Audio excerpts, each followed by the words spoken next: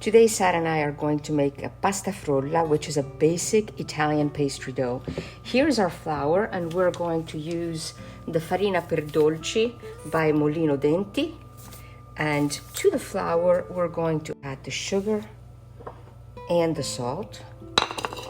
We will mix these two together, and then we will place it right here on our work surface. Let's move this over. And right in here on our clean work surface. So we're going to make sure that the sugar, salt, and flour are well mixed together.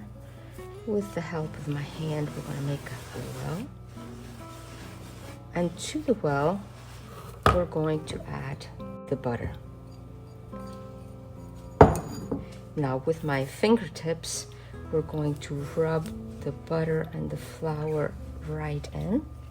And this is a dough that you want to prepare very quickly. As you can see, the butter is nice and pliable, but it's not so soft that the water separates from the fat in the butter.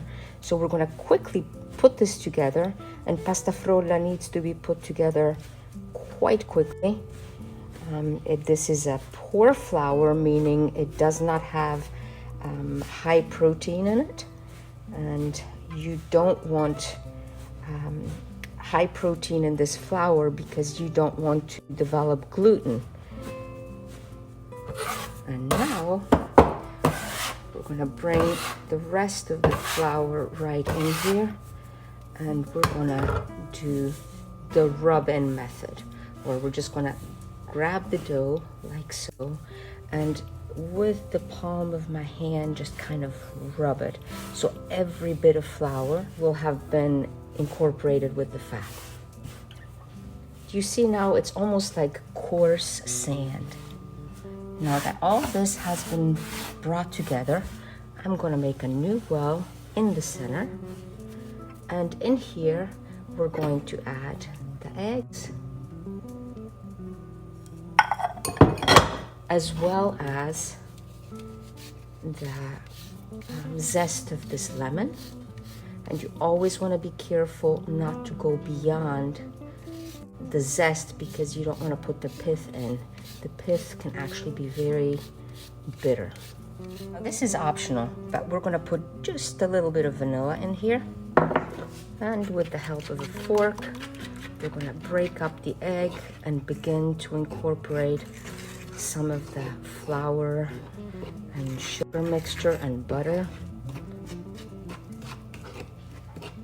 And now that there is no danger of the egg just spilling out, we'll be able to start really working our dough.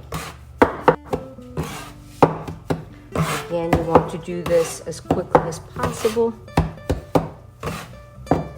Now this might still look pretty dry, but check it out as to how quickly it comes together now.